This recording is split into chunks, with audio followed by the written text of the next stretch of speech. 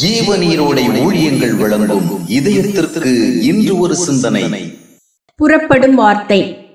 கர்த்தருடைய வார்த்தைகள் வல்லமையானவை, அவை நம்மை பரிசுத்தமாக்கும்.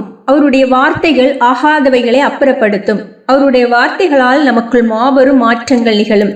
சிலர் வேதாம வார்த்தைகளை மிகுதியாக வாசிக்கின்றார்கள்.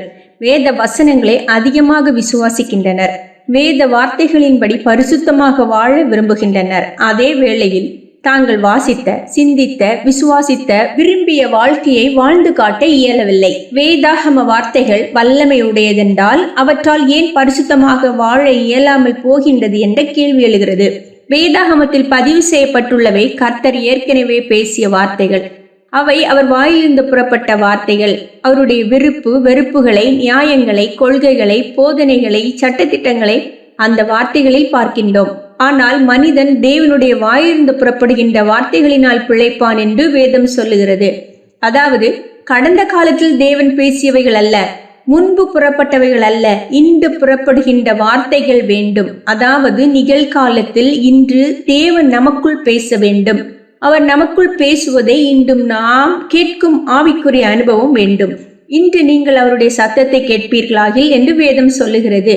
ஒருவருடைய உபதேச சொற்பொழிவை ஒரு குறுந்தகடு மூலமாக நீங்கள் கேட்கலாம். அவர் அந்த உபதேசத்தை நேரடியாகவும் உங்களோடு பேசலாம். இரண்டிற்கும் இடையில் வித்தியாசம் இல்லையா? அவர் உங்களோடு பேசும் வார்த்தைகள் உங்களை தொடும். அதன்படி வாழ வேண்டும் என்ற விசேஷ உணர்வு உங்களுக்கு ஏற்படும். நேரடி பேச்சில் அதிக வல்லமையும் பிரதிவிளைவும் உண்டு.